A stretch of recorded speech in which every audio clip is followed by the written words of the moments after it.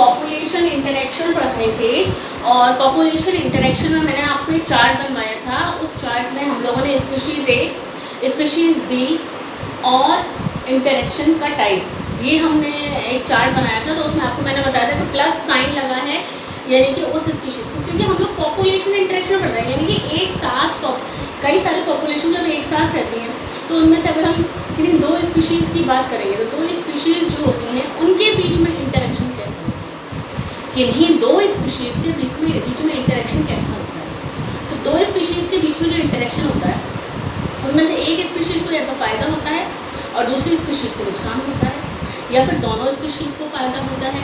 ठीक है, तो इस वाले कॉन्सेप्ट को हम लोगों ने प्लस साइन और माइनस साइन के बेस पर समझ रहे थे। तो हमने सबसे पहले जो इंटरेक्शन पढ़ा था वो बेटा ध्यान करिए म्यूचुअलिज्म पढ़ा था, जिसमें हमने बहुत सारे एग्जाम्पल पढ़े थे म्यूचुअलिज्म के, सिम्बायोसिस के, जैसे कि लाइकेन्स को हमने उसमें पढ़ा था, ठीक है ना, और सीटो पॉपुलेशन पढ़ा था, है ना, पॉलिनेशन का बारे में पढ़ा था। तो म्यूचुअलिज्म हम पढ़ रहे थे, माइकोराइजा के बारे में पढ़ा था, युक्का प्लांट और मॉथ के बारे में पढ़ा था, हाइपेंथोडियम इन्फ्लोरेसेंस भी पढ़ा था।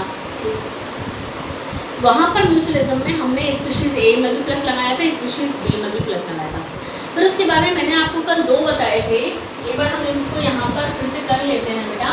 हमने कहा था ये स्पीशीज़ ए और यहाँ पर स्पीशीज़ बी और यहाँ पर टाइप ऑफ इंटरेक्शन, ठीक है। तो हम लोगों ने सबसे पहले प्लस साइन ए में प्लस साइन बी में, यानी दोनों स्पीशीज़ को क्या हो रहा है, फ़ायदा, प्लस का मतलब फ़ायदा हो रहा है, लाभ हो रहा है, बेनिफिट हो रहा है। तो ये प्रोसेस, वो प्रोसेस जिसमें दोनों ही स्पीशीज़ को फ़ायदा होता है, म्यूचुअलिज्म कहलाती है। फिर हम लोग दूसरा बेटा इंटरेक्शन पढ़ रहे थे जिसमें एक स्पीशीज़ को प्लस और दूसरी स्पीशीज़ को माइनस। तो हमने कहा था कि जब एक स्पीशीज़ को प्लस यानी इसको फ़ायदा हो रहा है, दूसरी स्पीशीज़ को नुकसान हो रहा है, तो ये वाला प्रोसेस यानी ये वाला इंटरेक्शन कहलाएगा पैरासिटिज्म। तो हम लोग पैरासिटिज्म पढ़ रहे थे। इसी में मैंने आपको तीसरा भी बता दिया था कि सेम यही वाला इंटरेक्शन जिसमें एक को प्लस और एक को माइनस, यानी एक को फायदा एक को नुकसान, ये प्रेडेशन भी होता है, ये प्रेडेशन भी कहलाता है। तो हम लोग एक एक करके इंटरेक्शन के बारे में पढ़ रहे हैं। हमने सबसे पहले म्यूचुअलिज्म पढ़ा, उसके बाद में हम लोग कल स्टार्ट किए थे बेटा पैरासिटिज्म को हमने स्टार्ट किया था। और पैरासिटिज्म में मैंने आपको ये बताया था कि दो टाइप के पैरासाइट्स होते हैं, मतलब पैरासाइट्स जो होते हैं पैरासिटिज्म में, एक पैरासाइट होता है और दूसरा क्या होता है, होस्ट होता है। एक पैरासाइट होता है और एक होस्ट होता है, ठीक है। पैरासाइट और होस्ट में से किसको फायदा किसको नुकसान, पैरासाइट को फायदा, होस्ट को नुकसान, ठीक है। ये वाली बात पढ़ रहे हैं। हमने कहा था पैरासाइट्स होते हैं वो दो तरह के होते हैं, एक होते हैं एंडोपैरासाइट्स और दूसरे होते हैं एक्टोपैरासाइट्स। हमने कुछ एग्जांपल्स भी लिखे थे एंडोपैरासाइट्स के, हमने एग्जांपल्स लिखे थे टेपवर्म और हमने टेपवर्म और वो लिवर फ्लूक लिखा था हमने, टेपवर्म लिखा था हमने, एस्केरिस भी लिखा था हमने, ये सारे हमने एंडोपैरासाइट्स लिखे थे बेटा। ये सारे हमने क्या लिखे थे, एंडोपैरासाइट्स लिखे थे। हमने प्लाज्मोडियम भी लिखा था। हमने कहा था ये जो ऑर्गेनिज्म है इसमें से इसका होस्ट एक ही होता है जबकि इनके दो होस्ट होते हैं, ये मैंने आपको बताया था। अब क्या होता है, सपोज कोई भी ऑर्गेनिज्म अगर हमारी बॉडी के अंदर रह रहा है, अगर कोई भी ऑर्गेनिज्म हमारी बॉडी के अंदर रह रहा है तो एंडोपैरासाइट्स जितने भी होते हैं उनमें क्या एडेप्टेशंस होते हैं हमारी बॉडी के अंदर रहने के लिए। एडेप्टेशंस क्या हैं एंडोपैरासाइट्स में, एडेप्टेशंस क्या हैं। सपोज कोई भी जैसे कि टेपवर्म है, लिवर फ्लूक है, सपोज ये हमारे इंटेस्टाइन के अंदर रह रहे हैं, हमारे इंटेस्टाइन के अंदर रह रहे हैं, यानी कि ये पैरासाइट हमारी बॉडी से फूड को ले रहे हैं, लेकिन जो खाना हम खाते हैं उसको खा रहे हैं, ये हमारी बॉडी से न्यूट्रिशन को ले रहे हैं। तो पहली चीज़ तो ये इनकी जो एंडोपैरासाइट्स होते हैं जब ये हमारी बॉडी के अंदर रह रहे हैं तो इनके अंदर क्या एडेप्टेशंस है, इनकी बॉडी में थिक क्यूटिकल होती है। कैसी क्यूटिकल होती है, थिक क्यूटिकल होती है, ठीक है ना। इनकी बॉडी में क्या होती है, थिक क्यूटिकल होती है, ठीक। और हुक्स होते हैं, सकर्स होते हैं। क्यों? क्योंकि न्यूट्रिशन को सक करेंगे भी। हुक्स होते हैं और सकर्स होते हैं। थिक क्यूटिकल होगी, हुक्स होंगे, सकर्स होंगे। और क्योंकि ये हमारी बॉडी से फूड ले रहे हैं, हमारी बॉडी से सारा काम कर रहे हैं, तो इनको किसी भी सेंस ऑर्गन की कोई ज़रूरत नहीं पड़ती है। तो ये पैरासाइट्स के अंदर एक भी सेंस ऑर्गन नहीं होते, नो सेंस ऑर्गन। बात को समझे बेटा? क्यों नहीं है सेंस ऑर्गन? इनको सेंस ऑर्गन की ज़रूरत ही नहीं, क्योंकि हमारी बॉडी के अंदर रह रहे हैं, हमारी बॉडी से फूड ले रहे हैं, तो इनको कोई अंतर नहीं पड़ता कि कहाँ है। तो इनको ये है कि हमारी बॉडी के अंदर रह रहे हैं, तो हमारी बॉडी से सारा का सारा न्यूट्रिशन लेते ही चले जाएंगे। तो इस तरीके से ये हमारी बॉडी के अंदर है कि सर्वाइव करते हैं। और हमारी बॉडी के अंदर के सर्वाइव करने का मतलब है कि रिप्रोडक्शन भी करते होंगे। रिप्रोडक्शन वेल डेवलप्ड होता है, रिप्रोडक्शन वेरी वेल डेवलप्ड, बहुत ही अच्छे से रिप्रोडक्शन होता है, वेरी वेल डेवलप्ड, बहुत अच्छे से विकसित होता है, बहुत अच्छे से विकसित होता है रिप्रोडक्शन। तो ये सारे कैरेक्टरिस्टिक फीचर्स हैं, एडेप्टेशंस हैं, जो कि एंडोपैरासाइट्स के अंदर होते हैं। अब अगर बात आती है एक्टोपैरासाइट्स की, तो एक्टोपैरासाइट्स जो होते हैं, जो एक्टोपैरासाइट्स हमारी बॉडी के ऊपर रहते हैं या एनिमल बॉडी के ऊपर रहते हैं। जैसे कि हम लोग अगर एग्जाम्पल पढ़ेंगे तो लीच, हमारी लीच जो होती है अगर चिपक जाती है ब्लड को सक करती है ना। टिक्स, लाइस, ये टिक्स जो होते हैं ये एनिमल्स के अंदर कीड़े जो होते हैं वो होते हैं। लाइस जो होते हैं ह्यूमन बींग्स में, ये बालों में जुए हो जाते हैं वो हैं। तो ये सब क्या है बेटा? ये सब एक्टोपैरासाइट्स हैं। क्या है ये? एक्टोपैरासाइट्स हैं, यानी कि बॉडी के बाहर रहते हैं। क्या रहते हैं? बॉडी के बाहर रहते हैं। अब बिल्कुल इनके अपोजिट जो एंडोपैरासाइट के एडेप्टेशन थे, इनके अपोजिट एडेप्टेशंस इनके पास होते हैं। क्या एडेप्टेशंस होंगे इनके पास?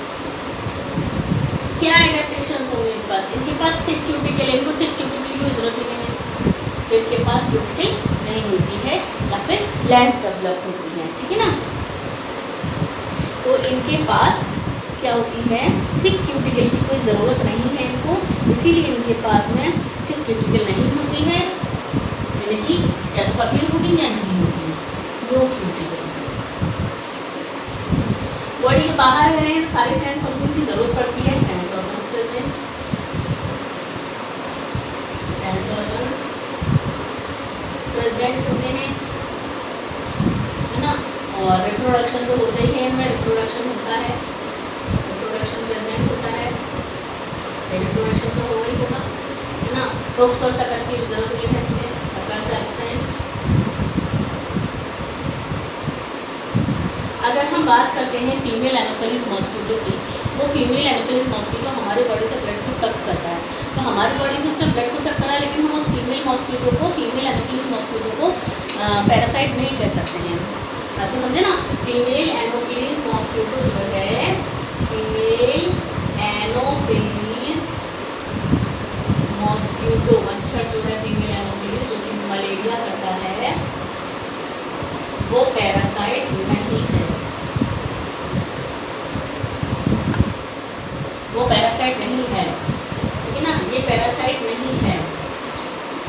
क्यों नहीं है? ये हमारी बॉडी से ब्लड को सक करता है, तो हमारी बॉडी के ब्लड पे जिंदा नहीं है। ये मॉस्किटो जो है हमारी बॉडी के ब्लड पे जिंदा नहीं है। ठीक है ना? ऐसा नहीं है कि हमारी बॉडी से ब्लड को सक नहीं करेगा तो ये मर जाएगा। ये हमारी बॉडी से न्यूट्रिशन नहीं ले रहा, हमारी बॉडी को तो ये कट करता है, काटता है, बाइट करता है, तो हमारी बॉडी का ब्लड इसके अंदर चला जाता है। लेकिन ये अपनी बॉडी से हमारे अंदर क्या छोड़ देता है? प्लाज्मोडियम छोड़ देता है, जो कि पैरासाइट है। प्लाज्मोडियम एक पैरासाइट है, लेकिन फीमेल एनोफिलीज मॉस्किटो कोई पैरासाइट नहीं है। फीमेल एनोफिलीज तो एक मॉस्किटो है। एक्चुअली ये हमारी बॉडी से ब्लड सक करता है। जब ये फीमेल एनोफिलीज हमारी बॉडी से ब्लड को सक कर रहा है, तो खुद न्यूट्रिशन थोड़ी दे रहा है, किसको न्यूट्रिशन दे रहा है?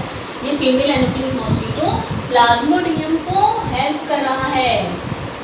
हेल्प करता है किसको? प्लाज्मोडियम को, क्योंकि इस मॉस्किटो के अंदर प्लाज्मोडियम रह रहा है एज अ पैरासाइट। इस मॉस्किटो के अंदर फीमेल एनोफिलीज जो मच्छर होती है, फीमेल एनोफिलीज जो मच्छर होता है, फीमेल एनोफिलीज मॉस्किटो में प्लाज्मोडियम एज अ पैरासाइट रहता है। तो ये प्लाज्मोडियम पैरासाइट की तरह से रहता है, इसका मतलब ये प्लाज्मोडियम इस फीमेल एनोफिलीज पर डिपेंड है। ये प्लाज्मोडियम इस फीमेल एनोफिलीज पर डिपेंड है अपने फूड के लिए। तो हमारी बॉडी से ब्लड को सक करता है, हमारी बॉडी से ब्लड को सक करता है जब ये फीमेल एनोफिलिस, तो क्यों करता है? क्योंकि प्लाज्मोडियम की हेल्प करना चाहता है, प्लाज्मोडियम की हेल्प करना चाहता है, प्लाज्मोडियम को न्यूट्रिशन देना चाहता है क्या? ये प्लाज्मोडियम तो खुद पैरासाइट है, ये तो इसे न्यूट्रिशन को लेगा, तो ये ब्लड सक कर रहा है, उस ब्लड को प्लाज्मोडियम देता है। तो इस तरीके से ये एक्टोपैरासाइट्स होते हैं जो कि इंटरेक्शन करते हैं अपने होस्ट के साथ में। बात को समझो बेटा, तो ये बात हुई इंटरेक्शन, जिसको हमने कहा कि पैरासाइट्स। अब हम बात करते हैं दूसरे इंटरेक्शन की, दैट इज प्रेडेशन। प्रेडेशन में भी एक को फायदा दूसरे को नुकसान, प्रेडेशन में एक को फायदा दूसरे को नुकसान, ठीक है। अब हम बात करते हैं प्रेडेशन, इसको बता देते हैं।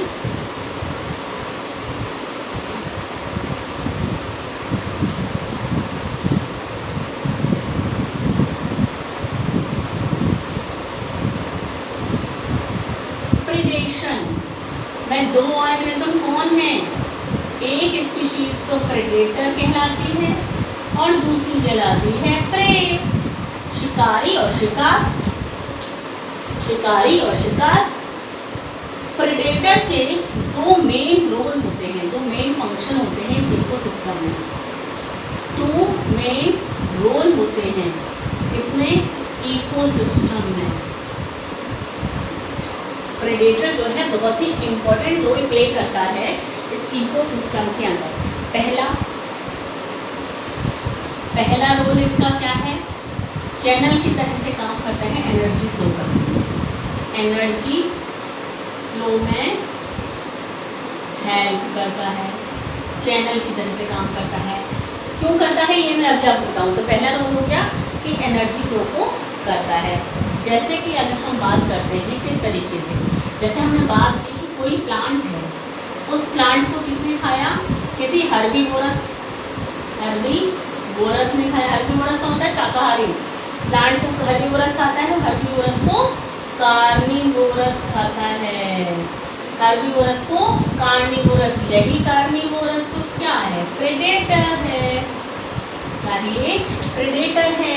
दूसरी चीज़ ये, दूसरा इसका इम्पोर्टेंट रोल क्या है कि ये पॉपुलेशन को, प्रे की पॉपुलेशन को कंट्रोल करता है। तो पहला रोल हुआ एनर्जी फ्लो में हेल्प करता है, दूसरा रोल कि प्रे की पॉपुलेशन को कंट्रोल करता है, प्रे की पॉपुलेशन को कंट्रोल करता है। प्रे की पॉपुलेशन को क्या करता है? प्रे की पॉपुलेशन को कंट्रोल करता है। जैसे अगर हम बात करते हैं बेटा कि सपोज इस इकोसिस्टम में सारे ही ऑर्गेनिज्म एक दूसरे पर डिपेंड हैं। जैसे कि हमने कहा कि किसी भी हर्बीवोरस ने प्लांट को खाया, हर्बी से हम बात कर लेते हैं कि बकरी, गोट, बकरी ने खाया प्लांट को, प्लांट को किसने खाया? बकरी ने। और बकरी को किसने खाया? टाइगर ने। प्लांट को खाया बकरी ने, प्लांट को खाया बकरी ने और बकरी को खाया टाइगर ने। अब सपोज़ अगर हम ये बात करते हैं, सपोज़ ऐसा हो कि किसी जंगल से सारे के सारे टाइगर ख़त्म हो जाए, तो क्या होगा? अगर सारे इस इकोसिस्टम से सारे के सारे टाइगर ख़त्म हो जाएं तो क्या होगा? सोचिए, अगर टाइगर ख़त्म हो जाएंगे, अगर टाइगर रिमूव हो जाएंगे तो क्या होगा? टाइगर खत्म हो जाएंगे तो बकरी को कौन खाएगा? बकरी को खाने वाला नहीं बचा, ये प्रेडेटर खत्म तो प्रे बढ़ गए। अगर टाइगर रिमूव हो गए तो जो बकरी थी, गोट के नंबर इंक्रीज, और गोट के नंबर बढ़ गए थे। जितनी ज़्यादा गोट होंगी उतने ही ज़्यादा प्लांट को खाएंगी, यानी कि क्या होंगी? प्लांट को ख़त्म कर देंगी, यानी कि सारे के सारे प्लांट को खा जाएंगी और डेजर्टिफिकेशन हो जाएगा। क्या हो जाएगा? डेजर्टिफिकेशन हो जाएगा, यानी प्लांट्स खत्म हो जाएंगे। बात को समझे? इकोसिस्टम का बैलेंस कितना बिगड़ गया? प्रेडेटर खत्म तो ये गोट बढ़ गए, टाइगर खत्म होगा तो गोट की संख्या बढ़ गई, गोट की संख्या बढ़ गई तो प्लांट खत्म हो जाएगा, तो ज़्यादा गोट होंगी, ज़्यादा प्लांट को खाएंगे, तो सोचिए हरी भरी जगह बिल्कुल घास जहाँ पर थी वहाँ बिल्कुल रेगिस्तान बन गया होगा। ठीक है, तो इस तरीके से प्लांट्स खत्म हो जाएंगे, यानी कि डिफॉरेस्टेशन हो जाएगा। क्या हो जाएगा? डिफॉरेस्टेशन हो जाएगा। ठीक है, इस तरीके से आपको ध्यान रखना है कि ये जो प्रेडेटर हैं ये इकोसिस्टम में पॉपुलेशन, प्रे की पॉपुलेशन को कंट्रोल रखते हैं, प्रे की पॉपुलेशन को कंट्रोल रखते हैं। प्रेडेटर का काम क्या है? प्रेडेटर का पहला काम है प्रे की पॉपुलेशन को कंट्रोल रखना। दूसरा काम प्रेडेटर का क्या है? एनर्जी फ्लो में हेल्प करना। एनर्जी फ्लो में हेल्प कैसे? आप देख रहे हैं इसकी एनर्जी इसमें नहीं लेवल, ट्रॉफिक लेवल यानी थर्ड ट्रॉफिक लेवल पर काम करता है। किस लेवल पर काम करता है बेटा? थर्ड ट्रॉफिक लेवल पर काम करता है। तो आगे पढ़ेंगे ट्रॉफिक लेवल क्या होता है। ठीक है, पहली चीज़ तो आपको ये समझ में आई कि प्रेडेटर और प्रे का क्या इंटरेक्शन होता है, किस तरीके से इंटरेक्ट होता है। अब मैं आपको दूसरा एग्जाम्पल बताने जा रही हूँ जो कि बहुत ही इंपॉर्टेंट है।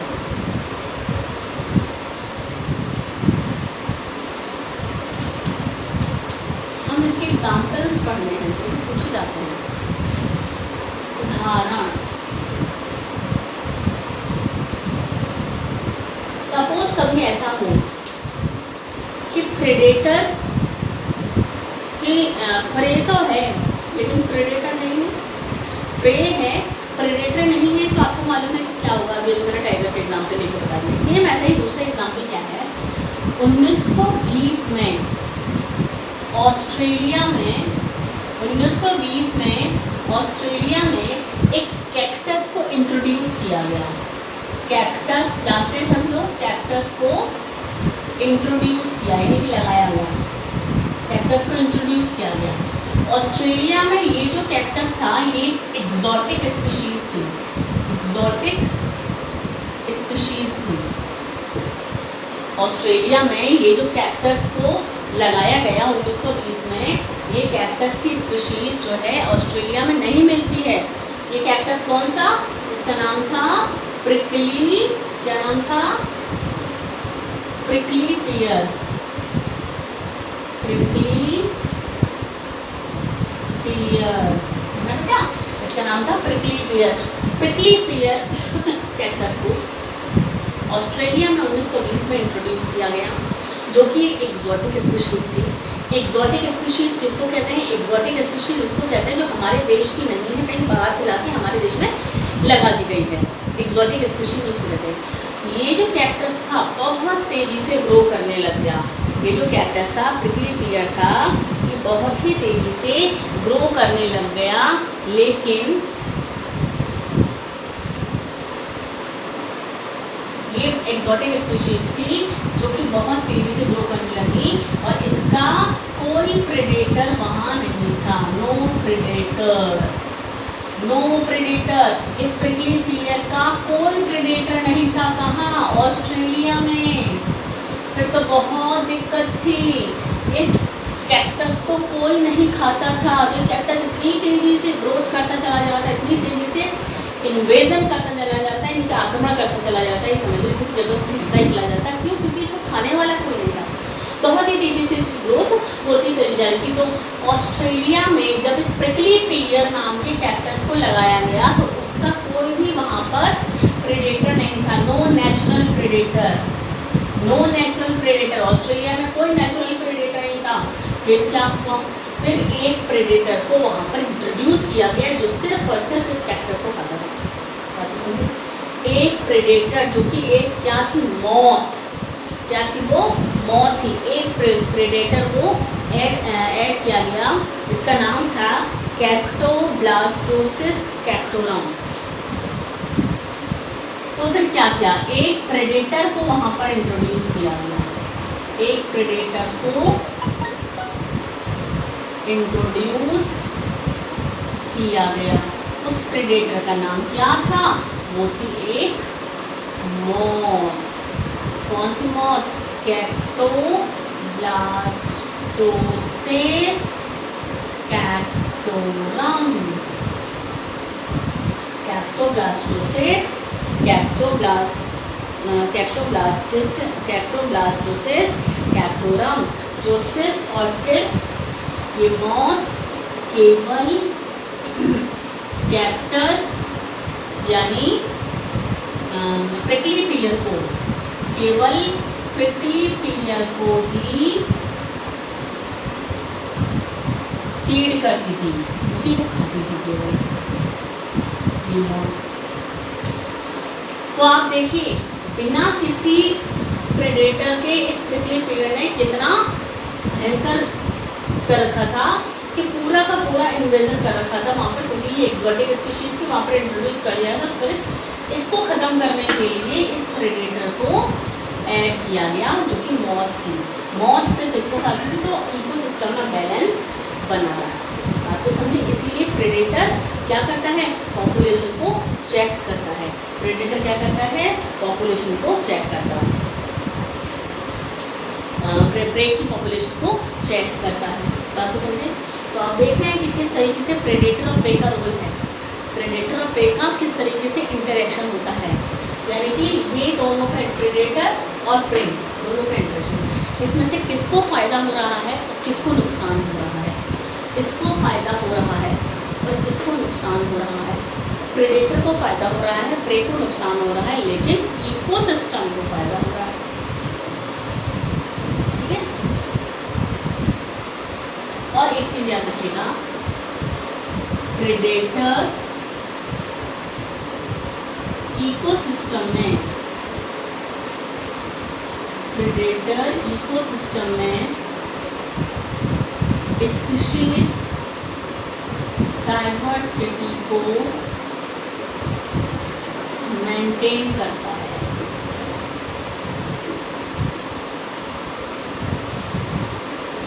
प्रेडेटर इकोसिस्टम में स्पीशीज डाइवर्सिटी को मेंटेन करता है।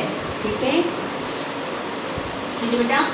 तो ये एग्जाम्पल याद रखेंगे आप। एक तो प्रिकली पियर का एग्जाम्पल याद रखेंगे, क्या याद रखेंगे, प्रिकली पियर वाला एग्जाम्पल आप याद रखेंगे। अच्छा, एक चीज़ आपको मैं बताती हूँ कि इसमें आपको एक वो वाला एग्जाम्पल भी याद होगा, टेरर ऑफ बंगाल। किसको बोलते हैं, बंगाल का आतंक, टेरर ऑफ बंगाल। इसी से रिलेटेड हो गया वो भी। टेरर ऑफ बंगाल वो हमारे इंडिया का नहीं है, वाटर हाइसेंथ, जलकुंभी। टेरर ऑफ बंगाल जो जलकुंभी है, वाटर हाइसेंथ, वो हमारे इंडिया का नहीं है। हमारे इंडिया में तो उसको इंट्रोड्यूस किया गया था, हमारे इंडिया में तो उसको वाटर हाइसेंथ को इंट्रोड्यूस किया गया था, जैसे कि ऑस्ट्रेलिया में कैक्टस को इंट्रोड्यूस किया गया। वो वाटर हाइसेंथ भी इतनी तेज़ी से हमारे यहाँ फैल रहा है कि बंगाल में तो उसको आतंक कहने लग गए हैं। क्यों? क्योंकि वहाँ पर वो वाटर हाइसेंथ जो होता है पानी के अंदर की सारी ऑक्सीजन को ख़त्म कर देता है, और जितने भी एक्वाटिक एनिमल्स हैं वो सब मरने लगते हैं। तो क्या है ये बंगाल का आतंक कहा जाता है, टेरर ऑफ बंगाल कहा जाता है। क्यों? क्योंकि उस एक्सोटिक स्पीशीज़ को ख़त्म करने के लिए कोई प्रेडेटर नहीं है। ठीक है, तो इस तरीके से ये प्रेडेटर्स होते हैं जो कि इकोसिस्टम में स्पीशीज़ की डाइवर्सिटी को मेंटेन रखते हैं। नहीं तो कोई एक स्पीशीज़ ऐसी होगी जो बहुत ज़्यादा संख्या में उड़ जाएगी। अगर प्रेडेटर ख़त्म हो जाएंगे तो सोचिए कुछ स्पीशीज़ ऐसी होंगी जो बिल्कुल इंक्रीज़ हो जाएंगी, उनको खाने वाला ही कोई नहीं होगा, तो वो तो अपना संख्या को बढ़ाते रहेंगे। ठीक है, एक एग्जाम्पल हमने ये पढ़ा। अब हम दूसरा एग्जाम्पल पढ़ेंगे इसमें बेटा प्रेडेशन में।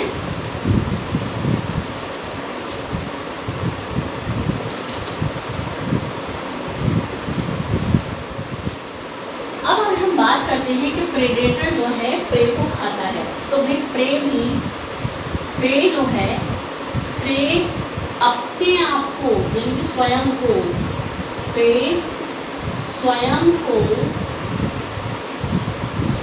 की रक्षा करने के लिए, प्रे जो है वो स्वयं की रक्षा करने के लिए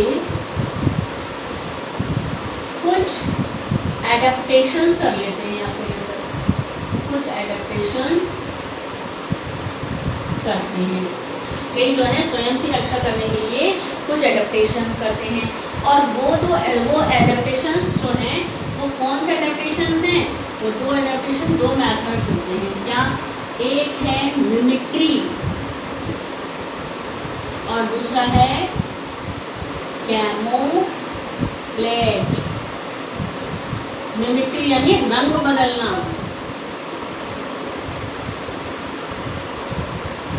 मिमिक्री रंग बदलना तो ये होता है। कैमोफ्लेज रंग बदलना।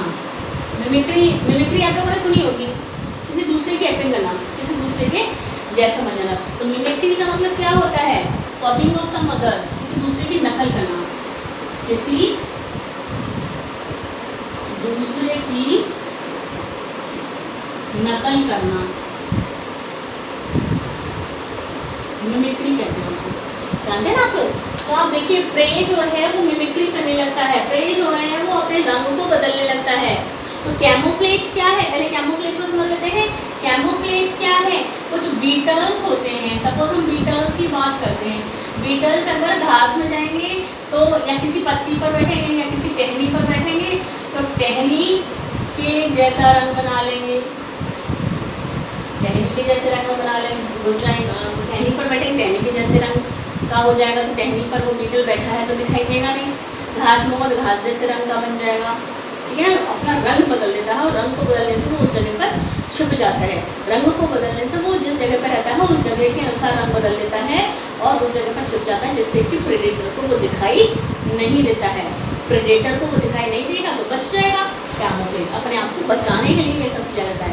ये सारे के सारे एडेप्टेशंस होते हैं जो कि ऑर्गेनिज्म में होते हैं।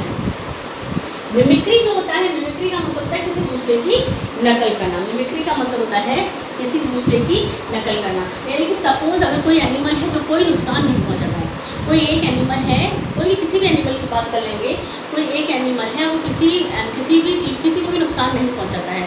अब जब किसी को नुकसान नहीं पहुंचाता तो उसको खाने वाले बहुत हो जाते हैं। जैसे कि कुछ नॉन पॉइजनस, जो कि अगर हम यहाँ पर इसका मिमिक्री का बेटा उदाहरण पढ़ेंगे तो कुछ नॉन पॉइजनस जो स्नेक होते हैं ना, जो जहरीले नहीं होते हैं, जो जहरीले नहीं होते हैं वो अगर स्नेक होते हैं, यानी कि नॉन पॉइजनस स्नेक जिनमें जहर नहीं होता है, जिनमें जहर नहीं होता है, वो स्नेक क्या करते हैं? अपने आप को अपने ऊपर एक हुड बना लेते हैं। क्या बना लेते हैं? नॉन पॉइजनस के स्नेक क्या करते हैं? हुड बना लेते हैं अपने ऊपर। और ये हुड है, ये जो हुड है ये किस में होता है? कोबरा। ये हुड किस में होता है? कोबरा में होता है। हुड किस में होता है? कोबरा में होता है। कोबरा बहुत ही जहरीला होता है। कोबरा कैसा होता है? जहरीला होता है। तो ये जो नॉन पॉइजनस स्नेक होते हैं ये अपने ऊपर हुड बना लेते हैं। हुड को देख के बाकी सारे एनिमल ये सोचते हैं कि भाई ये तो कोबरा है।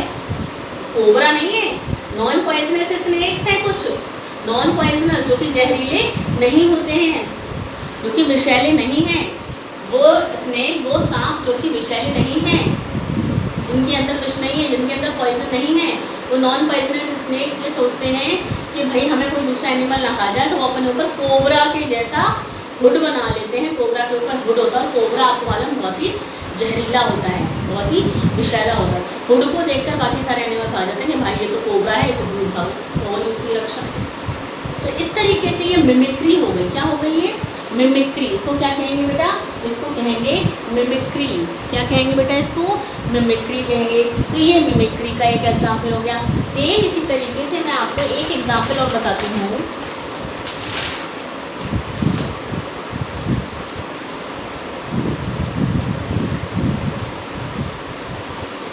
एक एग्जाम्पल और इसका समझते हैं मिमिक्री का। इसको बता दीजिए रंग बदलने को करूँगा। एक एग्जाम्पल और इसका मिमिक्री का बताती हूँ। एक बटरफ्लाई होती है, तितली, मोनार्क बटरफ्लाई, जिसमें कोई टेस्ट नहीं होता, कोई, ऐसे कर लीजिए, टेस्टलेस होती है मोनार्क बटरफ्लाई। टेस्टलेस होती है ये बटरफ्लाई, तो इसको कोई खाता भी नहीं है, दूसरा एनिमल इसको खाता भी नहीं, क्योंकि इसके अंदर कोई टेस्ट ही नहीं होता। तो जो बटरफ्लाई जिनके अंदर टेस्ट होता है, टेस्टफुल बटरफ्लाई क्या करती हैं? टेस्टफुल बटरफ्लाई मोनार्क बटरफ्लाई के जैसे दिखने लगती है। मोनार्क बटरफ्लाई के जैसे दिखने लगती हैं। तो कोई भी प्रेडेटर ये सोचता है कि भाई ये तो मोनार्क बटरफ्लाई है, इससे दूर भागो, लेकिन एक्चुअली तो वो टेस्टफुल बटरफ्लाई होती है। तो टेस्टफुल बटरफ्लाई को खतरा रहता है कि हमें कोई खा जाएगा।